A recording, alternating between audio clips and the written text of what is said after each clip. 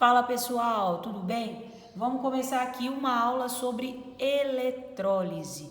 Gente, primeira coisa que tu tem que pensar, a eletrólise é o inverso da pilha. Então é um processo de oxirredução, do mesmo jeito, só que ele não é espontâneo. O que eu estou querendo dizer? A minha reação de oxirredução ela não acontece de forma natural. A reação de oxirredução de forma natural e espontânea é a pilha. A pilha é a reação de forma espontânea. A reação vai acontecer de forma natural. Na eletrólise, não. Na eletrólise, eu tenho um processo que não é espontâneo. É um processo de recarga. É como se eu pegasse a minha pilha, que funcionou por uma reação de oxidação espontânea, aí você usou a pilha, ela descarregou. Para que você recarregue a pilha, você precisa passar por uma eletrólise. É o processo de recarga. A eletrólise, para acontecer, ela consome corrente elétrica. Ela não produz corrente elétrica. A pilha produz corrente elétrica enquanto ela está funcionando. A eletrólise não. A eletrólise consome corrente elétrica para poder acontecer. Pensa na recarga do seu celular ou na recarga de uma pilha. Se você tem uma pilha que é recarregável, você usa aquela pilha, processo de oxirredução espontânea. Ela está produzindo corrente, você está ali colocando ela no seu eletroeletrônico e ele está funcionando. Quando a pilha descarrega, o que você faz? Coloca ela no carregador dela e liga o carregador na tomada. Por quê? Porque ele precisa de consumir a corrente elétrica para recarregar. Ou seja, é um processo de eletrólise e não é espontâneo. Consome a corrente para acontecer. A gente vai ter dois tipos de eletrólise. A nossa eletrólise ela pode ser ígnea, que é uma eletrólise que acontece sem a presença de água. Os elementos aqui eles vão ter que estar fundidos. Então você vai fundir, né, expor eles a alta temperatura e aí a gente vai conseguir ter a eletrólise. Ou a eletrólise aquosa. A eletrólise aquosa tem presença de água. E aí a gente vai acabar tendo o que a gente chama de competição iônica, para ver qual íon que vai oxidar e qual íon que vai reduzir. Se a gente for pensar em termos de nomenclatura, a eletrólise e a pilha continuam levando as mesmas nomenclaturas. O anodo continua sendo o polo que está oxidando, o cátodo ou cátodo continua sendo o polo que está reduzindo. O que inverte em relação à pilha? O sinal. Na pilha, a gente tem o cátodo como polo positivo. Na eletrólise é o contrário, o cátodo vai ser o polo negativo. O anodo na pilha é o polo negativo. O anodo na eletrólise é o polo positivo. Então, os polos são inversos ao da pilha, ok? Somente o sinal dos polos. O resto é tudo igual, gente.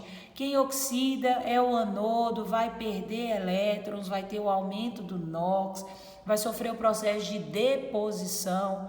O cátodo continua sendo quem reduz, vai ganhar aquele elétron ali.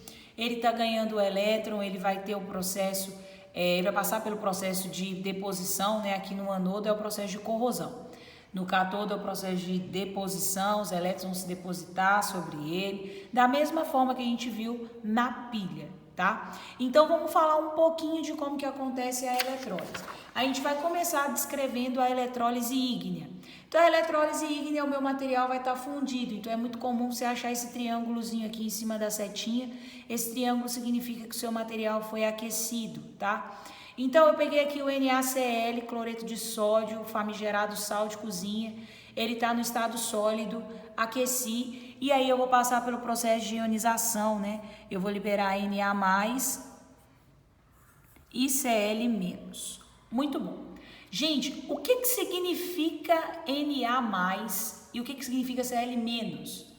Esse menos que está aqui no Cl significa que ele está com um excesso de um elétron. Quer dizer que ele ganhou um elétron em algum momento. Em qual momento? Num momento que ele estava passando por um processo de oxidação ou um momento natural da ligação iônica, né, da ligação química. Esse Cl- quer dizer que o cloro ganhou um elétron. Esse Na+ aqui, olha, significa que o sódio perdeu um elétron, por isso que ele está com um excesso de carga positiva. Ele tem uma carga positiva a mais do que a carga negativa. Por quê? Porque ele perdeu um elétron para o cloro. O cloro tem um elétron a mais do que ele tinha. Então, se a gente está trabalhando com a eletrólise é um processo de recarga. Ou seja, o cloro vai devolver para o sódio o elétron que ele ganhou. Então, se o cloro é que está devolvendo o elétron, o cloro é que vai perder o elétron. Então, o cloro aqui é que vai ser o meu anodo. É ele que vai passar pelo processo de oxidação. E o Na vai ser o catodo, ou cátodo, vai passar pelo processo de redução. Vou montar a minha semi-reação. A montagem da semi-reação é muito similar à da pilha. Então, eu vou começar pela minha semi-reação de oxidação, que é o cloro. O Cl-, ele vai doar um elétron. Então, o elétron vai estar no produto. Reação de oxidação, o elétron está no produto. E ele vai se transformar em cloro gasoso. Ele vai voltar a ter o NOx 0. Aqui o NOx dele é -1, ele vai voltar a ter o NOx 0, ok? Ou seja, ele teve um aumento do NOx, de -1 foi para 0, oxidou. Essa é a minha reação de oxidação. Gente, muito importante lembrar, ele estava no estado iônico e vai voltar no estado gasoso, ok? E o sódio? O sódio, o Na+, ele vai ganhar quantos elétrons? Um elétron. Ele vai ganhar um elétron. Por que eu sei que é 1? Porque é Na+. Se fosse Na2+, ele ia ganhar 2. Então, Na+, ele vai se transformar no sódio metálico, vai se transformar no Na, sólido. Essa aqui é a minha semi-reação de redução. Ah, por que redução? Porque o NOx do Na era +1 e passou a ser 0. Reduziu, o Na ganhou o elétron. E a minha reação global? A minha reação global é o somatório das duas equações. Posso simplificar, não só posso como devo simplificar os elétrons. Então, o elétron que estava no produto vai simplificar com o elétron do reagente. E aí vai sobrar para mim Na mais Cl- se transformando em Na sólido mais Cl2 gasoso. Gente, uma dica. Quem ficou gasoso aqui foi o Cl, não foi? Então, se eu tivesse num experimento, onde que ia ter formação de gás? Ia ter que ter formação de gás na lâmina do Cl, é ele que ficou gasoso, tá? Qual é a importância da eletrólise ígnea? Obtenção do sódio metálico. O sódio metálico ele é obtido a partir da eletrólise ígnea do NaCl, tá? O subproduto é o gás cloro. Então, eu posso obter gás cloro através da eletrólise ígnea do NaCl. O mesmo raciocínio eu vou manter aqui, ó. Eu tenho aqui óxido de alumínio, Al2O3, a bauxita. Então, eu vou fundir. Vou liberar quem? NOx do alumínio eu sei que é 3, pela regra do Xuxa, né? Esse 3 que está aqui veio do alumínio. Então, eu vou liberar Al3+, e oxigênio 2-. Esse 2 que está aqui veio do oxigênio, regra do Xuxa. O que esse 2 aqui está indicando, esse 2-? Está indicando que o meu oxigênio está com um excesso de 2 elétrons. Ou seja, ele ganhou esses 2 elétrons e agora é hora dele devolver esse elétron para o alumínio. Então, o meu oxigênio aqui vai ser o meu anodo e o meu alumínio vai ser o catodo. Então, eu vou montar a minha semi-reação. Semi-reação de oxidação. O O2- vai liberar os 2 elétrons e vai se transformar em O2 gasoso. Semi-reação de oxidação. O NOx dele era -2, passou a ser 0, aumentou. Semi-reação de redução. O alumínio 3+, vai precisar de ganhar quantos elétrons? 3 elétrons. E vai se converter em alumínio sólido, que é o alumínio metálico. Eu preciso de simplificar esses elétrons, só que aqui eu tenho 2 e aqui eu tenho 3. O que eu vou fazer? Vou multiplicar essa primeira equação aqui por 3 e vou multiplicar essa segunda equação por 2, porque 3 vezes 2 é 6 e 2 vezes 3 é 6. Então, eu vou ficar com 3O2 menos, produzindo 6 elétrons, mais 3O2 gasoso, alumínio 2Al3+, mais 6 elétrons, produzindo 3 alumínios metálicos, sólido. Agora a gente pode somar, né? Porque eu já consigo simplificar os elétrons. Então, eu simplifico esse elétron do produto com esse elétron do reagente. E o que sobra para mim? Sobra a minha global. 2 alumínio 3+, mais 3O2 menos, se converteram em 3 alumínio sólido, mais, aqui é 2 alumínio sólido, copiei errado, 2 alumínio sólido, mais 3O2 gasoso. Subproduto, alumínio metálico utilizado para fazer latinha. Então, uma forma que eles têm de arrumar o alumínio é através do processo de eletrólise da bauxita, do óxido de alumínio. Subproduto, gás oxigênio. Observa que a gente tem um padrão. Aqui no NaCl eu obtive no produto final um metal e um gás. Com a L2O3 eu tive a mesma coisa, um metal e um gás. Então, se você precisa identificar se o seu processo foi um processo de eletrólise ígnea, você pode olhar o produto. Toda a eletrólise ígnea no produto vai ter que ter alguém que é metal no estado sólido e alguém que está no estado gasoso. É regra, ok? Então, se você está montando a sua equação de oxidação de eletrólise ígnea, se você está fazendo a eletrólise, você precisa saber que o seu produto tem que ter um metal e um gás. Agora, se a gente não tem a eletrólise ígnea, mas a gente tem a eletrólise aquosa, a conversa é um pouco diferente. A eletrólise aquosa tem uma competição dos íons. Por quê? Porque eu vou ter os íons da água e os íons do meu material. Então, a gente vai precisar de olhar a tendência.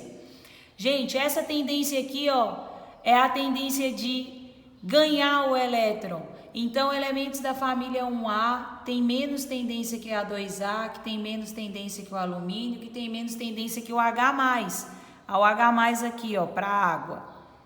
Que tem tendência menor que o manganês, o zinco, o ferro, o ouro. O ouro é o elemento que tem maior tendência de passar pela redução. O contrário, essa fila aqui de baixo, ó, é a galera que tem tendência de oxidar, de devolver o elétron que ganhou. Então, flúor, óxidos, elementos que são oxigenados, né?